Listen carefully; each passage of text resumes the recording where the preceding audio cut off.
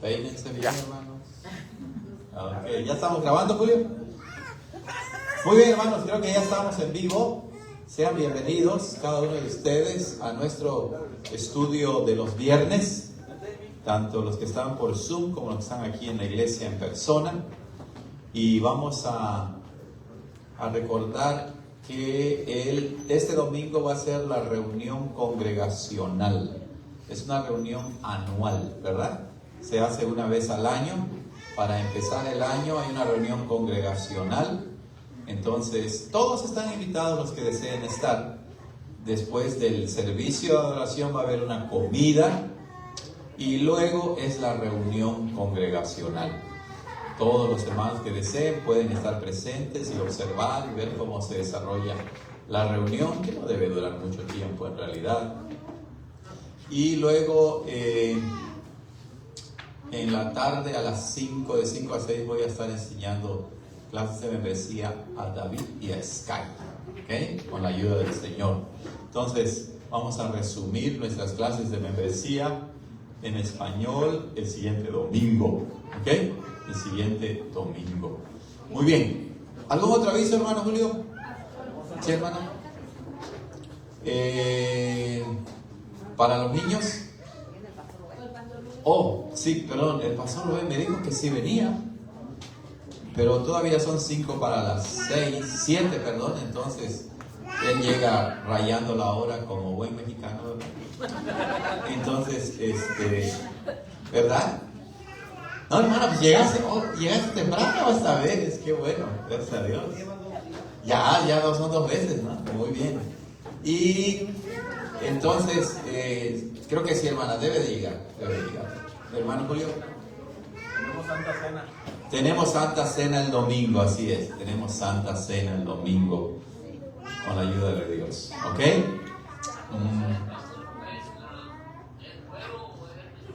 Bueno, pues creo que tiene alma mexicana, hermano. Alma mexicana. Vamos a dejarlo así con el pastor. ¿Ok? Y sigan orando por las clases del seminario, hermanos. También quiero anunciarles que para el mes de marzo, a mediados de marzo, voy a visitar una iglesia en Puerto Vallarta. ¿Ok? Allí en la playa. No, es en serio. Hay una iglesia reformada ahí que ha trabajado durante muchos años y está con el pastor Zachary Anderson. Él es de Michigan y me está invitando. Creo que va a haber como un retiro de la iglesia y quieren que dé unos temas ahí. Entonces estoy pensando hablar sobre la Gran Comisión, ¿ok? La Gran Comisión en Mateo 28 y también sobre Hechos 1, cuando el Señor Jesús dice: recibirán poder, ¿recuerdan? Y serán mis testigos en Jerusalén, Judea, Samaria y hasta lo último de la tierra. Entonces, Mateo 28 y Hechos 1, estoy pensando enseñar a menos que me digan otra cosa. Entonces voy a estar allá y para que el hermano Julio se prepare, ¿verdad? Con anticipación para esas fechas. ¿Ok? ¿Algún otro aviso? Muy bien, aquí el pastor Rubén ya llegó. ¿Ya llegó, hermano? Sí, ok. Y bueno, también el pastor Rubén nos trae este libro que acabamos de publicar, La Certeza de la Fe, por el doctor Herman Bavinck. Entonces aquí lo quiero mostrar a los hermanos que nos ven por el internet, ¿verdad? En Facebook, La Certeza de la Fe. Aquí está. Y vamos a dar una copia a cada familia. ¿Ok? Entonces vamos a pedirle a Miguel, vente para acá, Miguel. Vas a agarrar este libro, te vas a dar uno a tu mamá, sí, uno a la hermana Betty, ¿ok? Le vas a dar uno a la hermana Socorro, a ver si alcanza. A ver, está la hermana Socorro. La hermana Socorro es la que está cubierta su cabeza, ¿ok? No.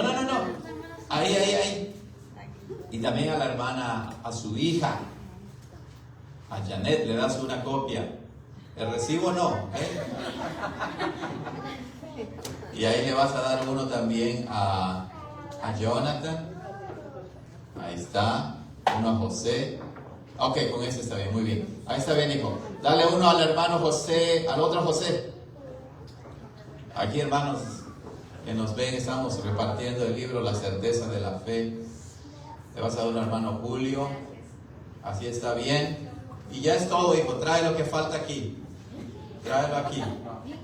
Está bien, sí. Eso, Miguel. Pues sí lo entendió, hermana. Muy bien. Gracias, hijo. Muy bien, entonces aquí nos sobran dos. Uno para el hermano Humberto. Y creo que nos va a sobrar uno para el hermano Demetrio. No ha llegado, ojalá que venga, pues le damos de una vez su copia. Aquí lo tienen, La certeza de la fe. Muy, muy bonita presentación, hermanos. Pronto va a salir otro libro que se llama Una breve historia bíblica, que habla acerca de pues toda la historia de manera resumida en la escritura, ¿verdad? Y está muy, muy bonito el libro. Entonces pronto debe estar, yo creo para la siguiente semana, ¿verdad, pastor? Debe de estar. Esperamos que sí.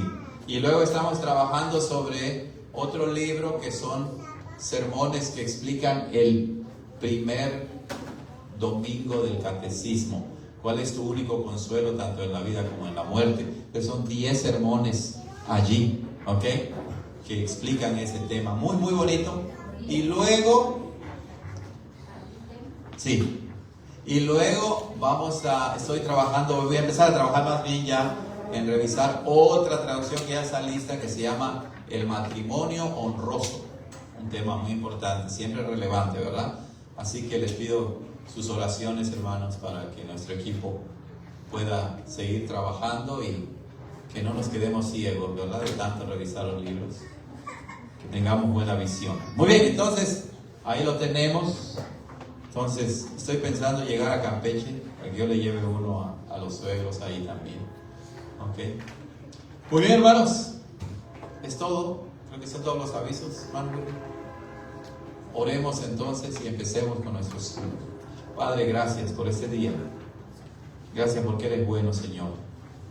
Tú eres misericordioso, lento para la ira y grande en misericordia.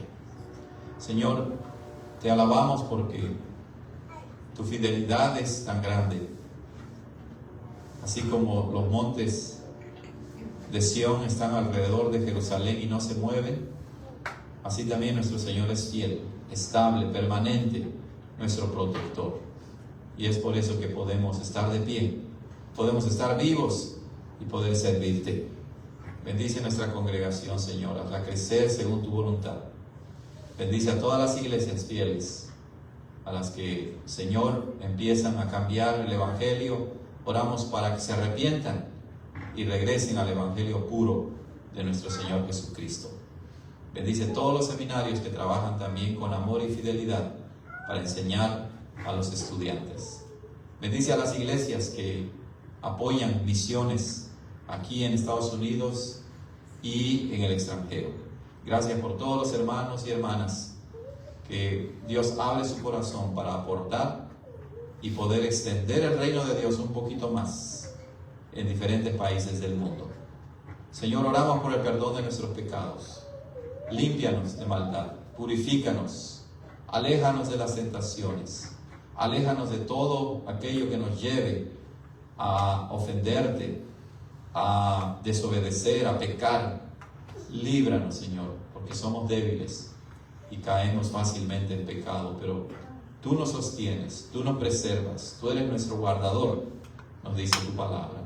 Bendícenos, Señor, a través del estudio. Último tema de este libro tan bonito, El cuerpo glorioso de Cristo, que hemos estado estudiando ya por mucho tiempo y que ha sido de mucha bendición para la iglesia. En Cristo Jesús te lo pedimos. Amén. Hermanos, ahora vamos a cantar, vamos a compartir aquí para que vean los cantos que vamos a cantar. Y el primero es el número 656, Ahí tienen el himnario. Esta vez, hermanos, no vamos a cantar del himnario anaranjado, vamos a cantar del azul, pero aquí lo tengo en sub para que lo miren. Es el Salmo 1. Dicha grande es la del hombre. Pónganse de pie, por favor, para cantar este bello Salmo. Número 1. Salmo 1, 656 en el himnario. ¿Ok?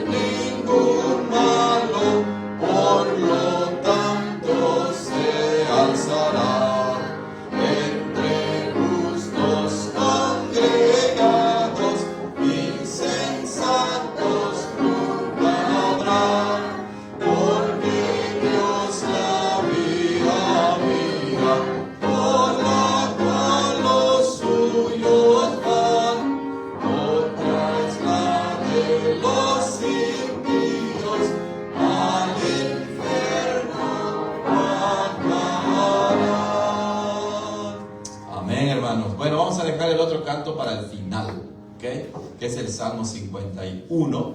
Muy bien, entonces pueden sentarse y vamos a pedir a los niños pequeños que pasen con Jay y a los mayores que pasen con el pastor Rubén.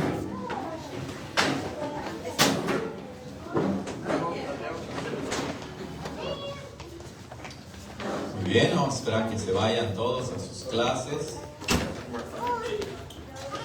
y ahora vamos a compartir el estudio que nos corresponde, nuevo y último capítulo, ¿verdad?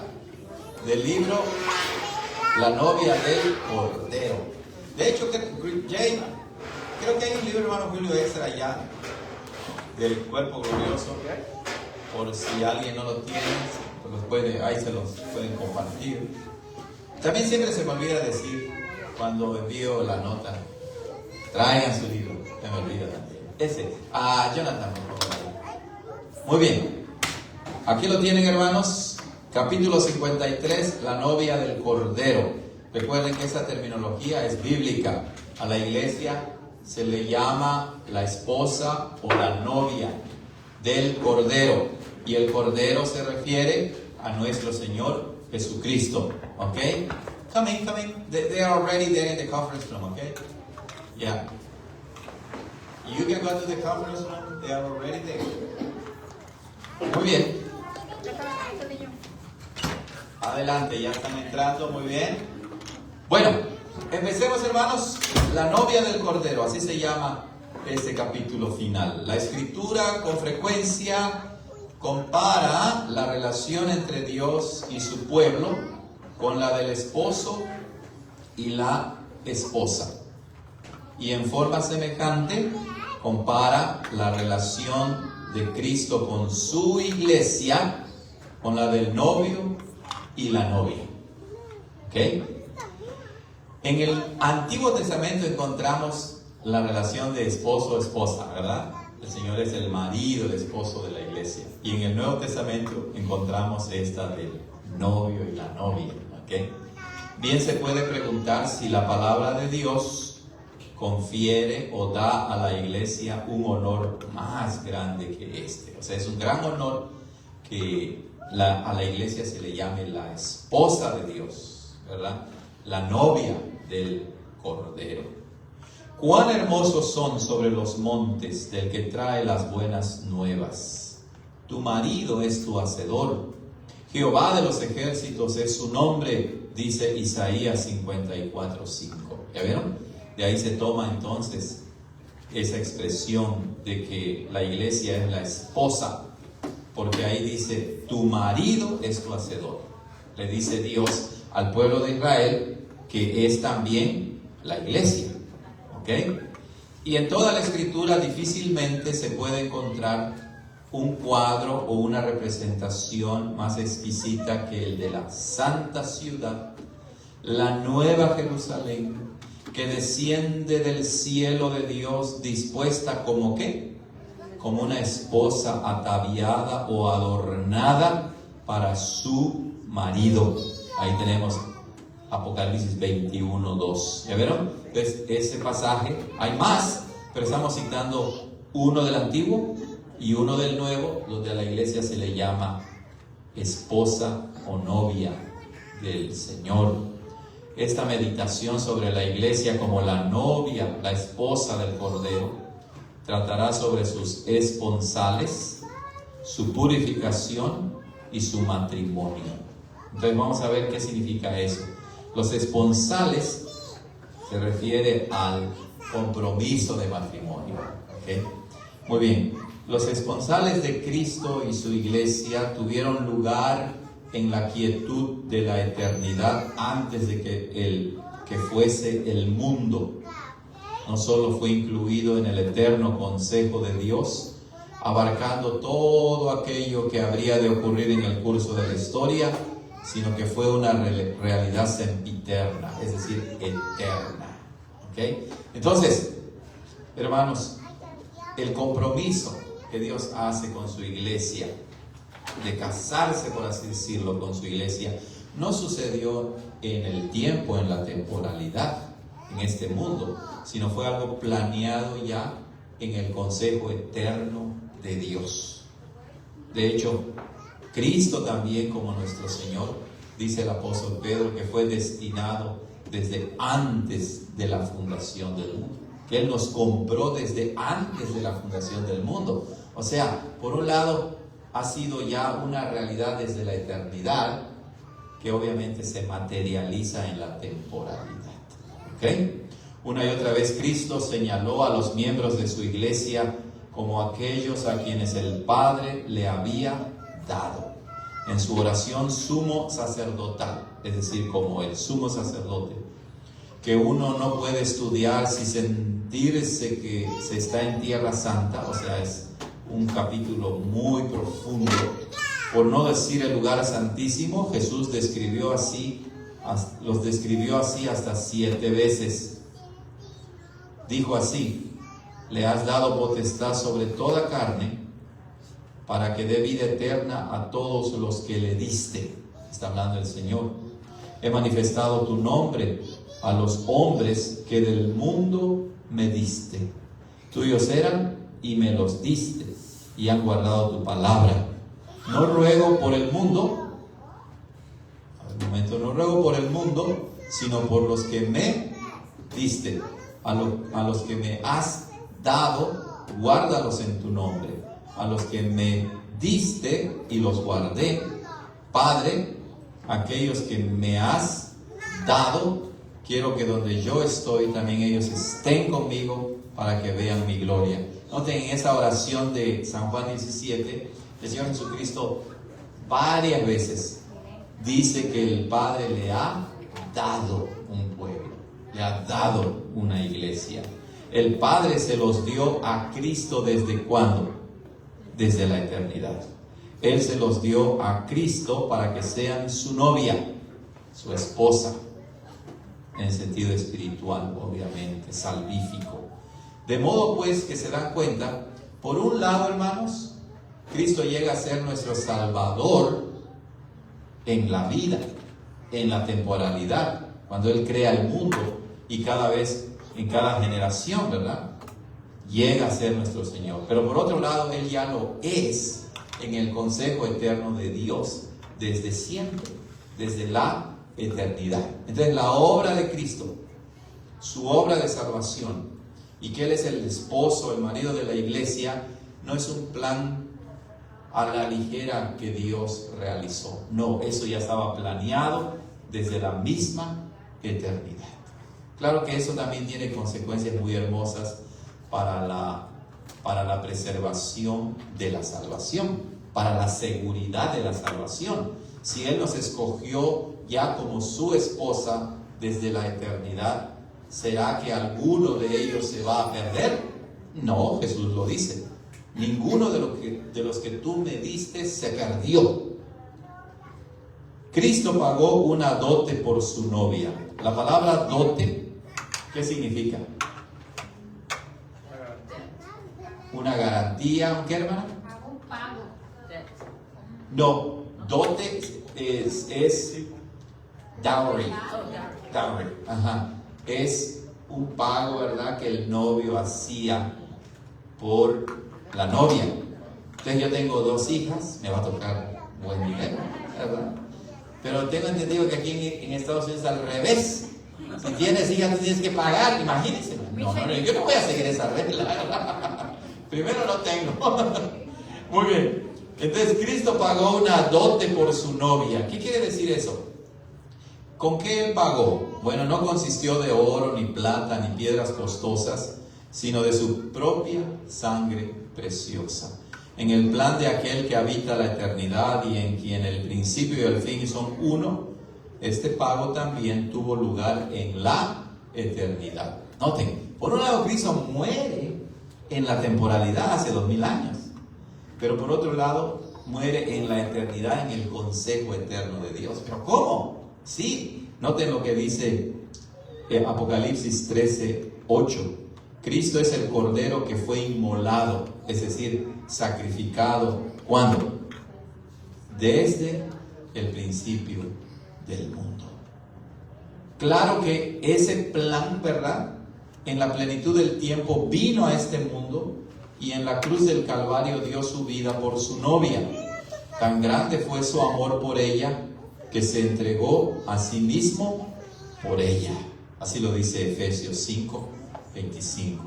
Entonces el matrimonio es un tema muy importante en la Biblia, al grado que pues se usa para representar la relación que Cristo tiene con su iglesia. ¿Cómo debe el esposo amar a su esposa? Como Cristo la amó. ¿Y cómo la amó? Diciéndole, ay, me gustan tus ojos, me gustan esto. No, ¿verdad? Regalando flores. Bueno, así somos nosotros, ¿verdad? Te amo y nunca te voy a dejar, nunca te voy a gritar, yo voy a lavar el baño y cuando ya se casan, pues se olvidan las promesas, ¿verdad? Y entonces, ¿así amó Cristo? No. El Señor dice que amó a su iglesia entregándose, muriendo por ella. Entonces, como maridos, como esposos, debemos amar al grado de morir por nuestras esposas. ¿No?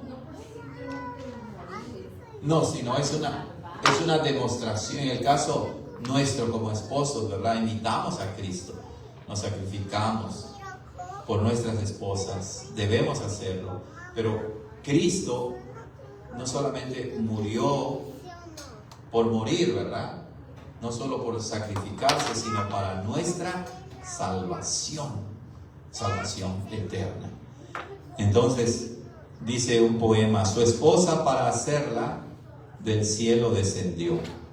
Él la compró con sangre cuando en la cruz murió. 10 días después del regreso de Cristo a su Padre, cuando Él regresa a su Padre, envió a su novia un valiosísimo regalo. Fue su Espíritu Santo. Ese Espíritu es prueba de su continua, aunque invisible presencia con ella, prenda de su perfecta fidelidad para con ella y un constante recuerdo de sus muchas preciosas promesas, en especial de aquella que un día volverá para tomarla y hacerla su esposa. Bueno, por un lado la iglesia es ya la esposa, pero por otro lado es la novia. Y es que eso tiene que entenderse dentro del contexto del matrimonio en el mundo oriental, ¿verdad? En el mundo bíblico en este caso, porque ¿se acuerdan ustedes de José y María? Dice que estaban comprometidos ya en matrimonio, pero ¿cómo se le llama a José y cómo se le llama a María durante ese tiempo de compromiso? Su esposo, y a María se le llama su esposa. ¿Está bien? Entonces, por un lado, la iglesia es ya la esposa y por otro lado es la novia. ¿Por qué? Porque en Cristo somos la esposa, pero al mismo tiempo, desde nuestro lado, por así decirlo, esperamos la segunda venida de Cristo, cuando entonces la iglesia que ha existido, la iglesia católica universal, ¿lo recuerdan en ese sentido? La iglesia marchante y la iglesia triunfante serán reunidos en uno y entonces se celebrarán las bodas del Cordero para que estemos unidos con Cristo por toda la eternidad. Muy bien, entonces dice que volverá. El Espíritu Santo entonces no solamente mora en nosotros, no solamente nos ilumina, nos guía, nos consuela con la palabra, sino que además el Espíritu Santo es la prenda, la garantía que nos recuerda que Cristo volverá por nosotros, por su iglesia. Interesante, ¿verdad? Entonces hay que tomar eso en cuenta.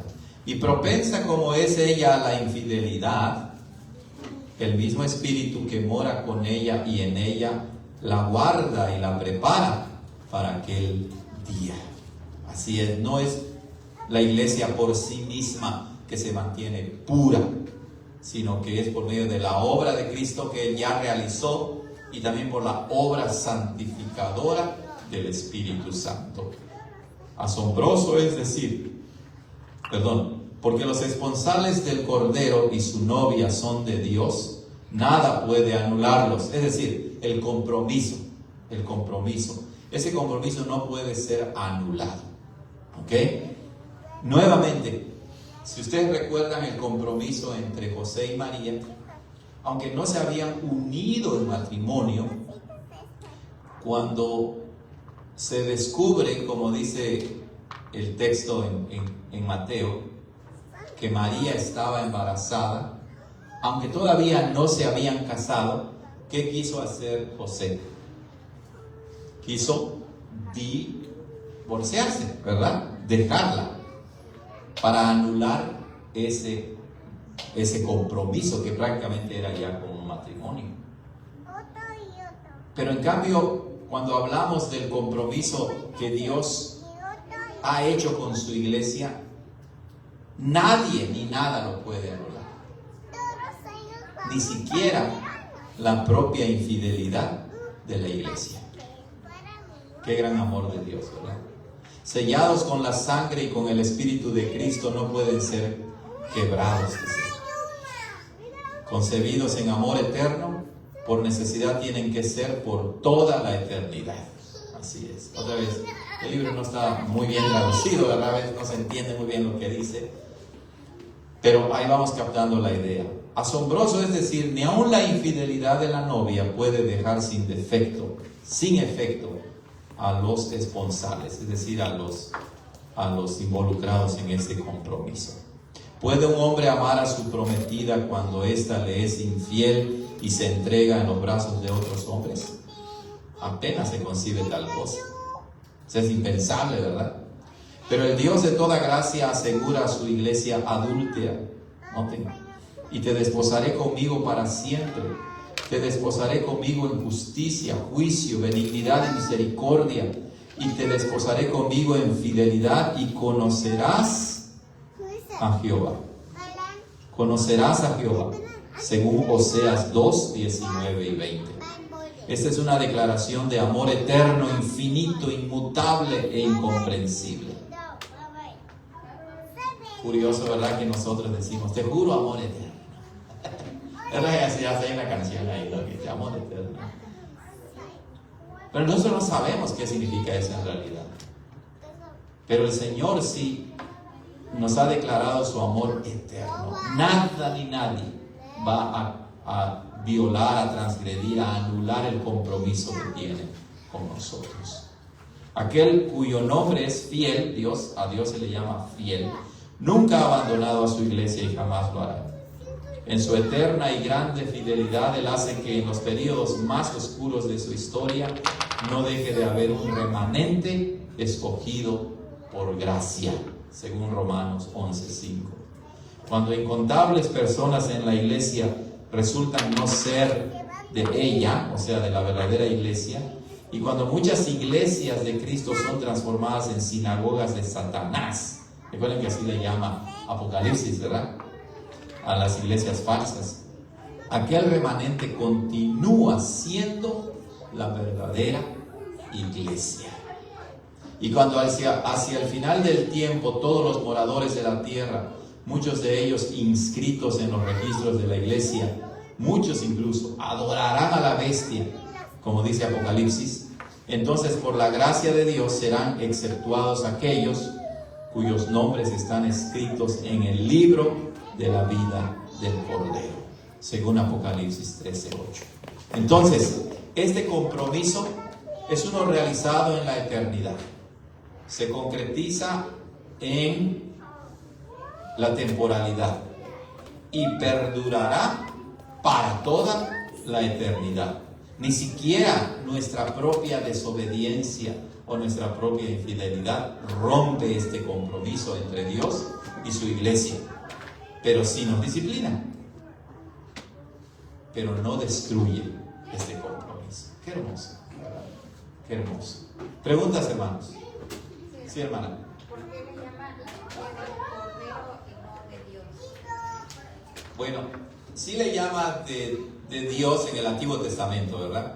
Pero conforme avanza la historia de la salvación, vemos que cuando llegado el cumplimiento del tiempo, Dios envió a su Hijo para efectuar la obra de salvación que Él ya había planeado. Entonces, en alusión a la obra de Cristo nuestro Señor en el Nuevo Testamento, ahora a Él se le llama la esposa del Cordero, de Jesucristo. Interesantemente, hermana, creo que de manera indirecta eso muestra la divinidad de Cristo también, ¿verdad? Porque en el Antiguo Testamento es el Señor Jehová quien es el esposo, y en el Nuevo Testamento ¿quién es el esposo? Cristo. Interesante, ¿verdad? Entonces, tan Dios es el Padre, tan Dios es el Hijo, tan Dios es el Espíritu Santo. Y es por eso que se le llama la esposa del Hijo, del Cordero, porque Él es el que muere por su iglesia, ¿verdad? Y realiza la obra de salvación planeada ya desde la eternidad. A ver, nada más para terminar la idea, hermana. Sí. ¿Y será que porque a Él sí lo vamos a poder ver? No sé, digo.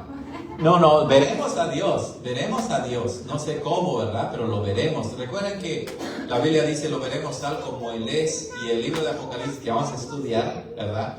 Habla de nuestro Dios trino, que está sentado en el trono, ¿verdad? El Cordero, está el Padre, el Espíritu Santo, y lo veremos. Obviamente, nadie puede ver a Dios como Él es.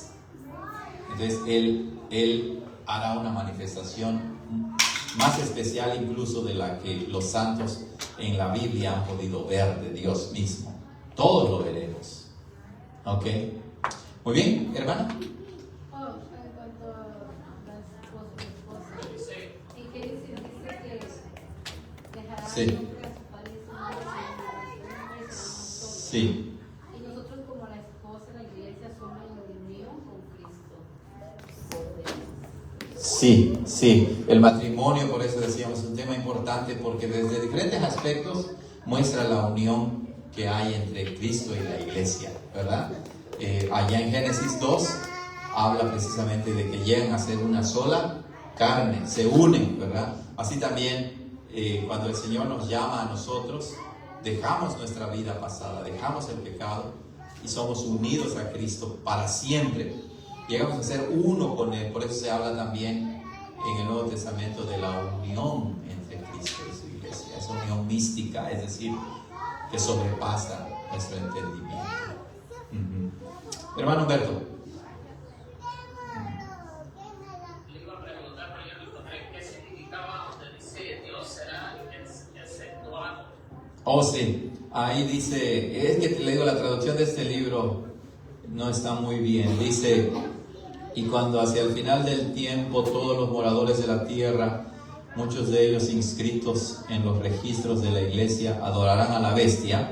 Es decir, muchos que se llaman cristianos, al final apostatarán, adorarán al diablo, ¿verdad? Que se retrata con la imagen de la bestia. Entonces, por la gracia de Dios, serán exceptuados, es decir, liberados, librados, aquellos cuyos nombres están escritos en el libro de la vida del Cordero. Es decir, los verdaderos creyentes no adorarán a la bestia. Muchos que están en la iglesia y no son verdaderos creyentes apostatarán y entonces adorarán al diablo. Pero los verdaderos creyentes serán librados de eso, no por su fidelidad, sino por la fidelidad de Dios mismo. ¿Ok? Muy bien. Muy bien, buenas preguntas. Vamos al siguiente apartado, su purificación. La primera y la más grande de las virtudes que se requiere de una novia es su castidad, es decir, su integridad y pureza. Pureza, integridad en todos los sentidos, por así decirlo, físicamente, espiritualmente, moralmente. Ilustrémoslo con una pureza física. Llega el día de tu boda y entonces la novia llega llena de lagañas y los pelos parados, ¿no? Y no le dio tiempo de peinarse para la boda. Es una imagen horrible, ¿verdad? Que sucede, ¿no? Es una imagen horrible, espantosa, ¿no? Que llega y está toda llena de tierra y de polvo. Entonces, nos aterroriza, ¿no? Pensar que puede pasar algo así. Y bueno, cuando vamos a la Escritura, ¿cómo es representada la iglesia? ¿Cómo es representado el hombre sin Cristo? Pues precisamente como trapos de inmundicia. Imagínense, cuando dice trapos de inmundicia, es el trapo que ves tirado allí. Tal vez se manchó de sangre o de excremento o lo que sea, está todo pisoteado, ¿no? Es un trapo inmundo, sucio, que nadie lo quiere tocar. Entonces Dios nos limpia y nos purifica. La primera y la más grande de las virtudes que demanda Cristo de su iglesia es la santidad.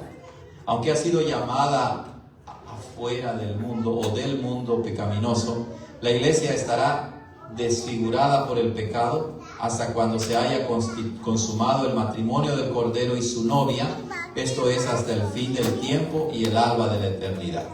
No es hasta entonces que será una iglesia gloriosa, que no tendrá mancha ni arruga ni cosa semejante. Por lo tanto, desde el tiempo de su fundación en el huerto del Edén hasta el día de su entrada en el paraíso de Dios, donde corre el río limpio del agua de la vida y donde crece el árbol de la vida, la iglesia está en constante necesidad de ser purificada. Aquí hay que aclarar esto. Ya en Cristo somos santos, puros y limpios por nuestra unión con Cristo. Pero mientras vivimos en este mundo y experimentamos la obra de Cristo en este mundo, los efectos y los beneficios, todavía vivimos con restos de pecado. De tal manera que Dios no nos ve limpios y puros a nosotros aparte de Cristo. Nuestra pureza y nuestra santidad es la de Cristo, no la nuestra.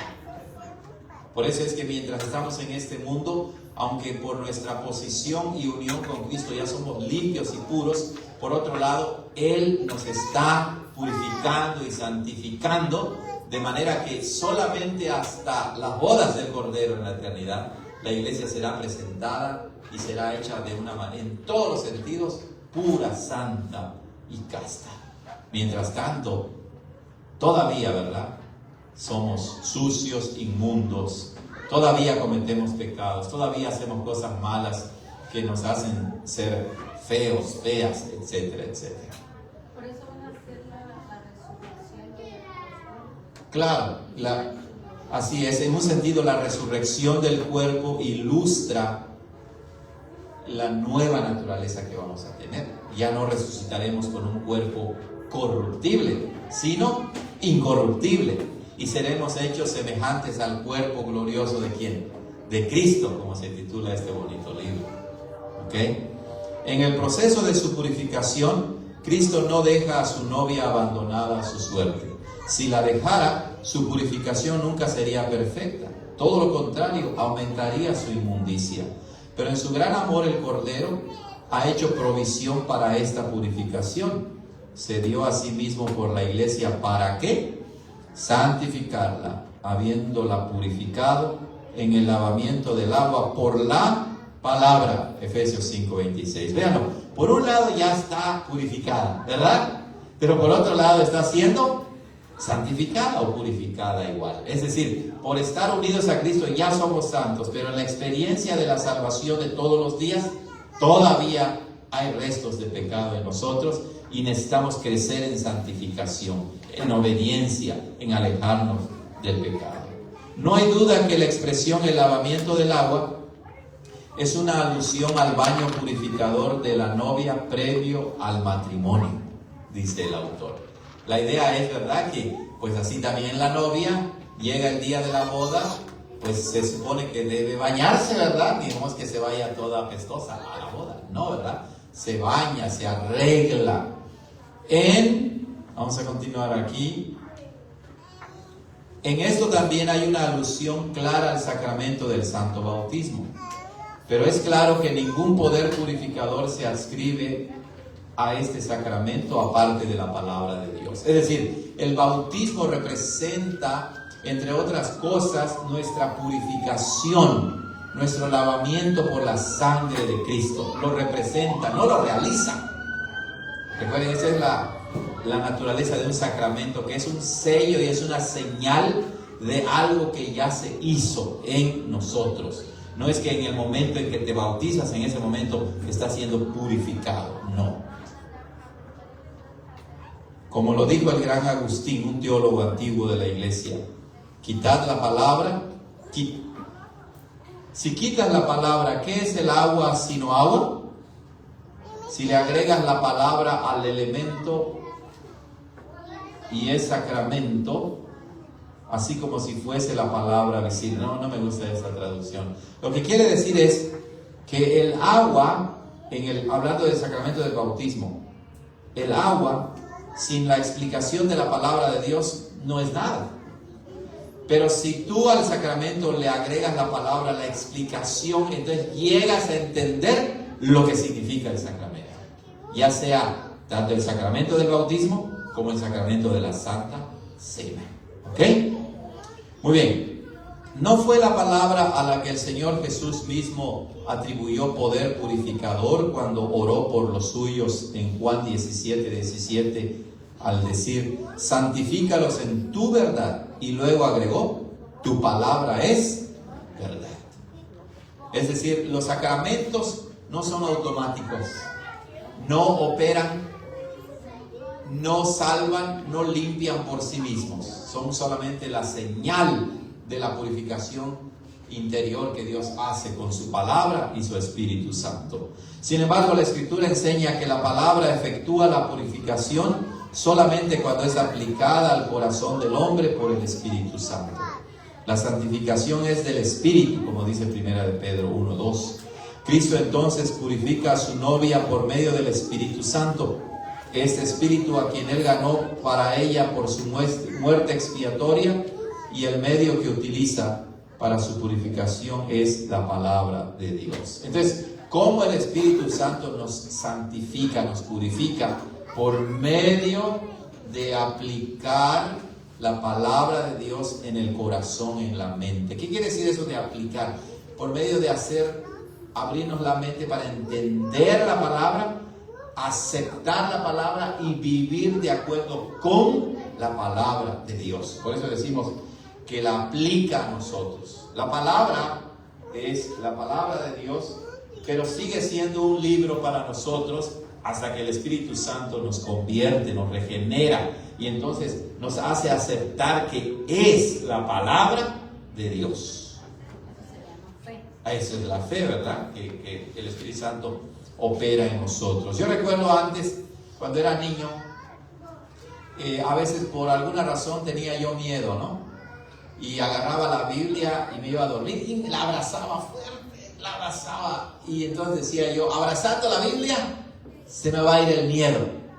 Pues ese era un razonamiento de niño, ¿verdad? Y a veces lo hacemos así, porque como que le damos un poder mágico al libro en sí mismo, aparte o independientemente incluso de nuestra fe. No, la palabra no es efectiva porque la viertes contra tu pecho.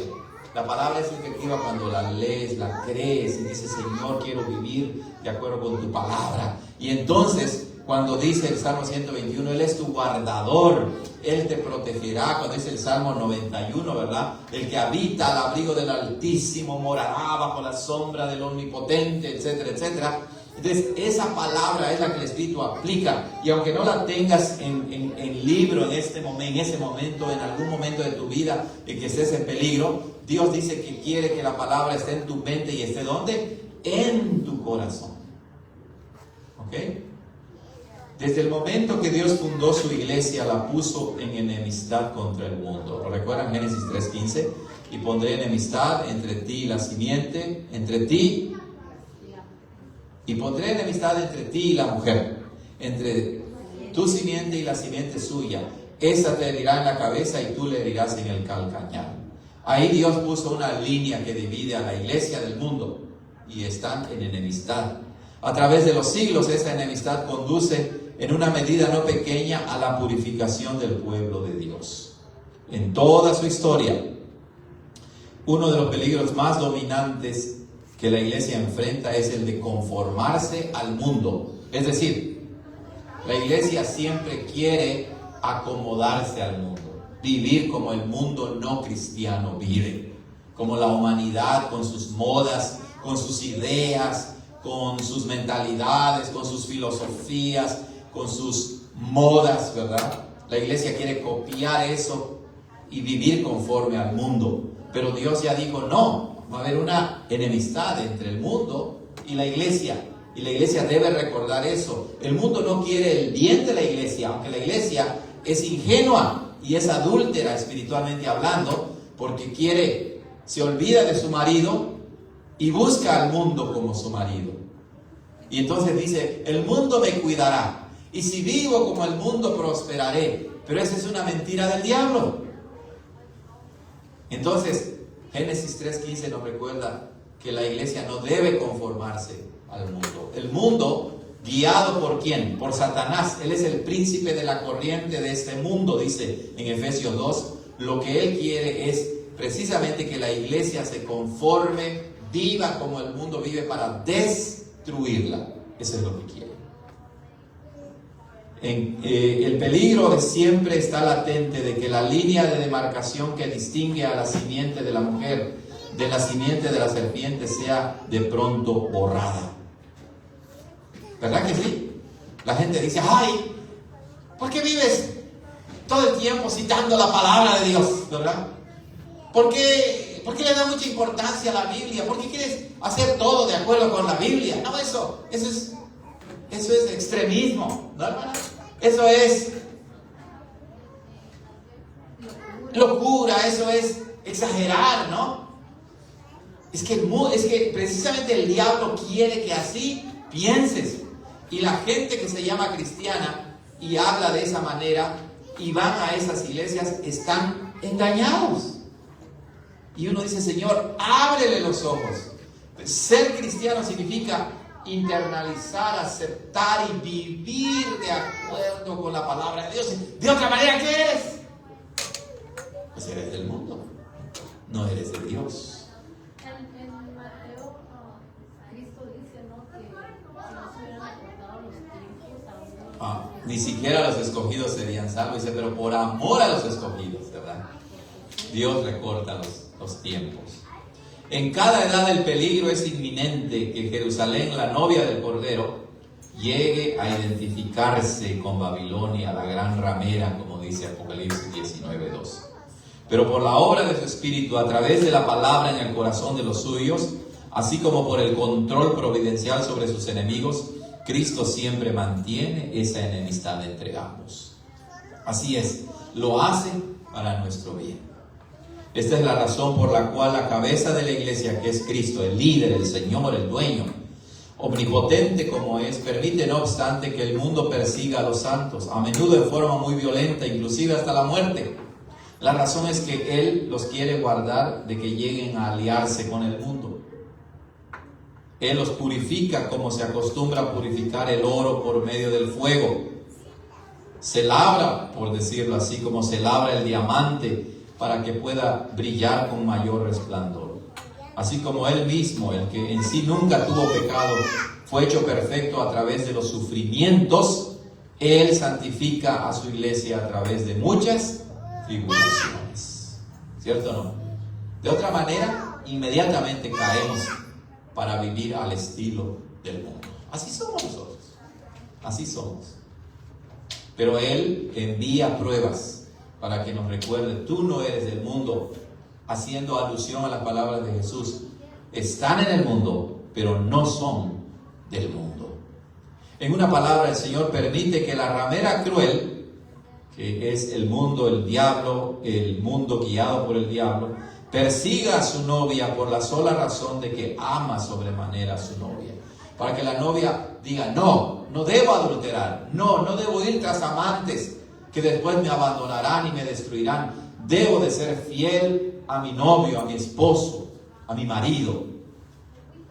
Sabiendo eso, la iglesia alza de las cuevas de la tierra, de las madrigueras del león, de las celdas de la prisión, del cadalso y de las piras de fuego, la canción de amor. Otra vez, la traducción no está muy clara. Lo que quiere decir es que cuando la iglesia sabe que no debe aliarse con el mundo y sabe que Cristo es su Señor, su esposo, su marido, aún en medio de la persecución, aún en medio de la prisión, de la tortura, aún en medio del fuego, canta y dice, ¿quién nos separará del amor de Cristo?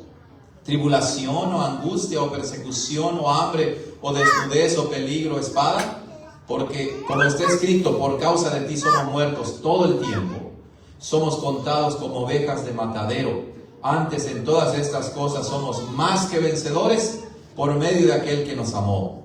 Por lo cual estoy seguro de que ni la muerte, ni la vida, ni ángeles, ni principados, ni potestades, ni lo presente, ni lo porvenir, ni lo alto, ni lo profundo, ni ninguna otra cosa creada nos podrá separar del amor de Dios que es en Cristo Jesús, Señor nuestro, como dice Romanos 8. Ahí está. Preguntas, hermanos, acerca de la purificación de la iglesia. Ya vimos el compromiso matrimonial, ya vimos su purificación. Entonces, la iglesia en toda generación, no solamente ahora, la gente dice, ay, es que ahora hay mucha maldad. Siempre ha habido, ¿qué? Maldad. No es que hoy hay más que antes. ¿Será? En el libro de Génesis, Dios envió el diluvio, ¿por qué?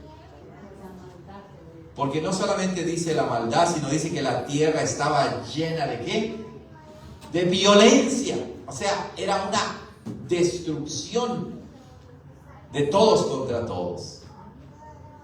O sea, la maldad prevalece siempre de una o de otra forma.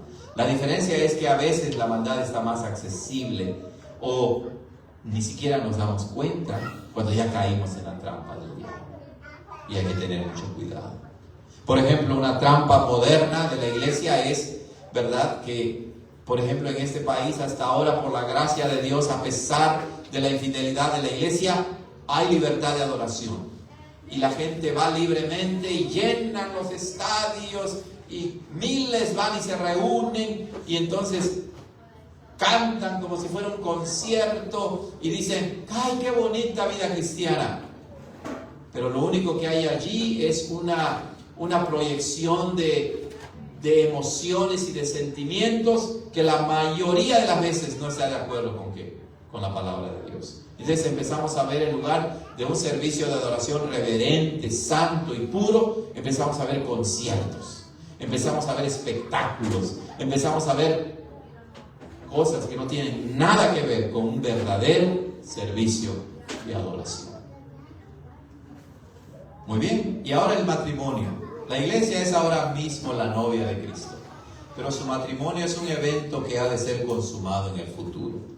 Eso ocurrirá cuando una gran voz, como si fuese de una gran multitud, como el estruendo de muchas aguas y como la voz de grandes truenos proclamará, en Apocalipsis 19, dirá, aleluya, porque el Señor nuestro Dios Todopoderoso reina. Gocémonos y alegrémonos y démosle gloria, porque han llegado, ¿qué? Las bodas del Cordero y su esposa se ha preparado. Sí, hermanos. Seremos purificados, ya lo vimos. Seremos santificados. Seremos presentados sin mancha y sin arruga, de una manera perfecta.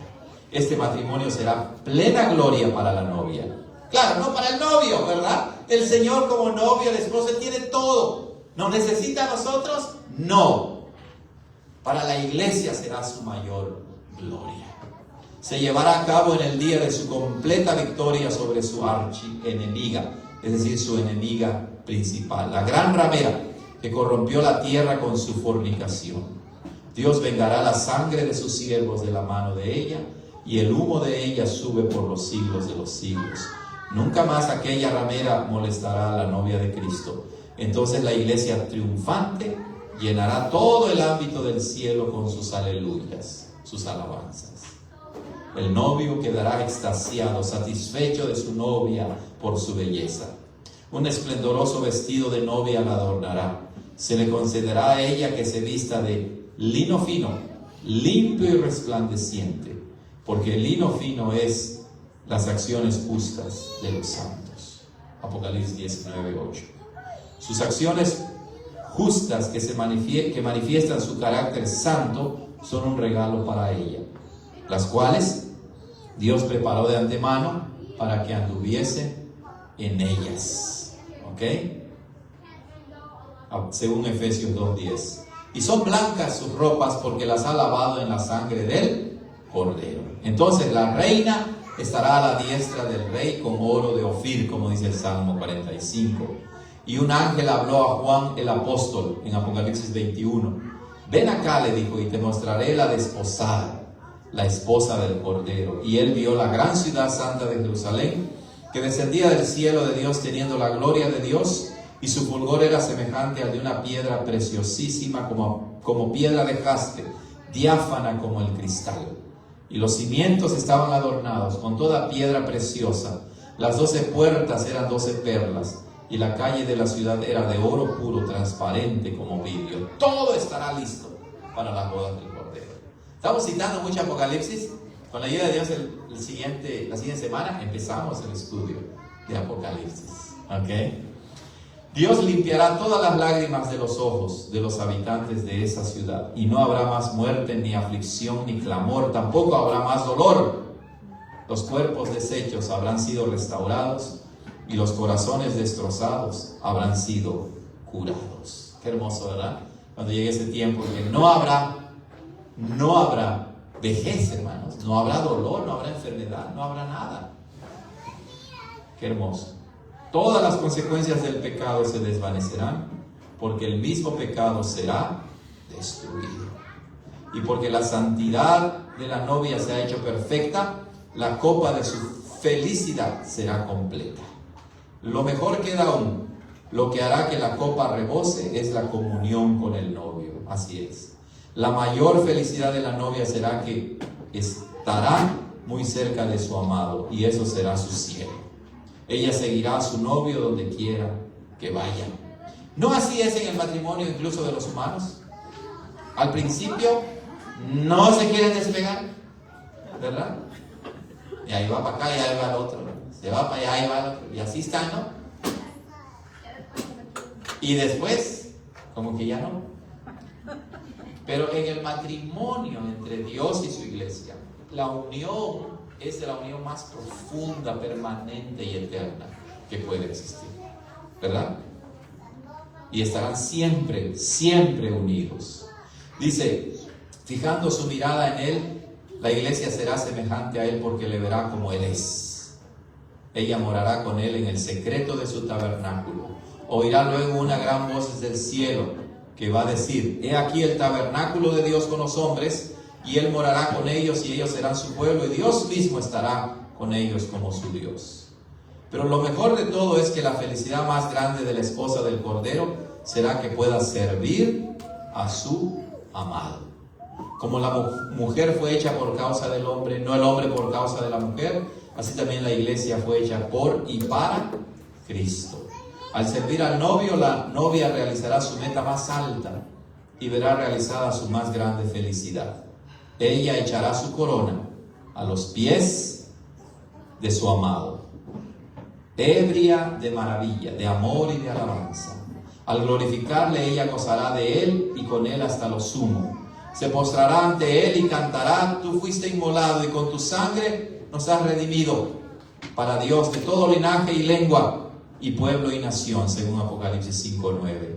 Ella lo adorará sin cesar en su templo, cantando el cántico de Moisés y del Cordero.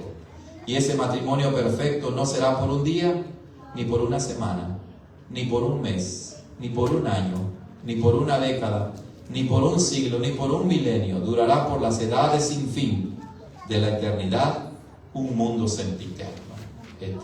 Hermanos, hemos terminado. Hemos terminado el cuerpo glorioso de Cristo, ¿verdad? Mucho tiempo aprendiendo de este libro, que ustedes en casa pueden leer, releer, estudiar, porque estoy seguro que después de unos años lo volveremos a estudiar. Un libro muy hermoso, ¿verdad? Esperamos para ese tiempo hacer una mejor traducción, porque hay muchas partes que no están muy claras en el libro, ¿verdad? Esperamos que podamos traducirlo nosotros para poder mejorar un poco más la traducción. Preguntas, comentarios, amados hermanos. Preguntas, comentarios. Miren, terminamos 3 minutos antes. ¿Pueden creerlo? 3 minutos antes. Entonces, bajo el tema de la novia del Cordero, vimos su compromiso matrimonial realizado en la eternidad y que se empieza a materializar en la temporalidad desde que Dios creó a Adán hasta el último que exista, ¿verdad? Y ese compromiso nadie lo puede anular, ni siquiera la infidelidad de la esposa. Después hablamos sobre su purificación. Por un lado, al igual que el compromiso, por un lado, ya somos santos, pero mientras vivimos en este mundo, los restos del pecado se pegan a nosotros, nos afean, nos hacen ser feos. No somos obedientes como debiéramos, pero ni siquiera la infidelidad rompe, ¿verdad?, ese compromiso. De modo que el Señor, al irse, nos envía su Espíritu para que, aplicando la palabra en nuestros corazones, santifique a su iglesia día a día, día a día. Entonces, eso quiere decir, hermanos, que la iglesia no es nada más cuando nos reunimos, pero sí es un momento especial. De modo que, como comentábamos la otra vez, el servicio de adoración que la iglesia realiza y tributa a Dios es como una escuela donde algo central que deben aprender todos nuestros niños es la santidad, es la reverencia, es el respeto. No ir a la iglesia y salir llenos de morbo, salir llenos de irreverencia. Qué triste y vergonzoso es eso que sucede, ¿verdad?, en muchísimas iglesias. Aprendimos también, finalmente, ya se me olvidó el último, el matrimonio, las bodas propiamente, ¿verdad que sí? el matrimonio que se consumará en el fin de la historia entre Cristo y su iglesia. Y dijimos que en ese matrimonio, en esas bodas, ¿verdad?, la iglesia quedará completamente preparada y quedará unida para siempre con su Señor, para adorarlo y para servirlo. Otra vez, viene el estudio de Apocalipsis para que entendamos un poco más qué significa eso, cómo la iglesia servirá a su Señor. Muy bien, hermanos, entonces hemos concluido. Oren por favor por mí para que pueda estar listo lo más que uno pueda, ¿verdad?, para enseñar Apocalipsis, que empezaremos la semana que viene. Muy bien, vamos a terminar con un canto. Moisés, vamos a cantar. Déjenme compartir el canto que viene ahora. El Salmo 51, aquí lo tenemos. Piedad, oh Santo Dios, piedad. Piedad te implora el corazón. Oh, lávame de mi maldad y dame gozo, paz, perdón. Hablando de santificación, ¿verdad?, de purificación. Please arise to sing. Pónganse de pie para cantar. Ay, se me olvidó. Me emociono y se me olvida. 675. 675.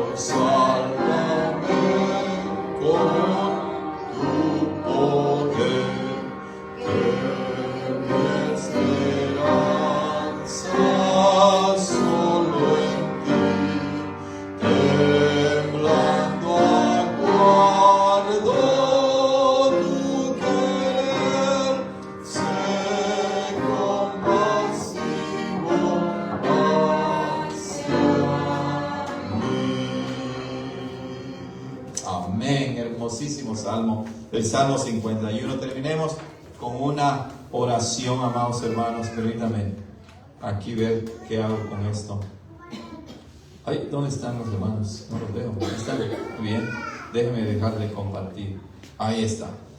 Oremos al Señor. Padre, gracias porque has sido bueno con nosotros durante este tiempo de estudio de este bello libro. Nos permitiste terminar la hermosísima epístola a los romanos y este gran libro, el cuerpo glorioso de Cristo. Y ahora, Señor, que empezaremos a estudiar Apocalipsis, dame, Espíritu Santo, de tu sabiduría. Dame la fuerza, el tiempo y la energía para prepararme, Señor, y poder enseñar y aprender juntos de tu santa voluntad, de acuerdo con el último libro de tu libro sagrado, el libro de Apocalipsis. Bendice a cada uno de mis hermanos. Bendice sus trabajos, sus familias y todo lo que hagan y donde quiera que estén. Que nunca olviden que son la esposa de Cristo. En su nombre oramos. Amén. ¿Hemos terminado, hermanos? Que el Señor les guarde, el Señor les bendiga. Nos vemos el domingo, recuerden, hay Santa Cena y también reunión congregacional y hay comida también, ¿ok? El Señor les guarde, hermanos. Hasta luego, bendiciones.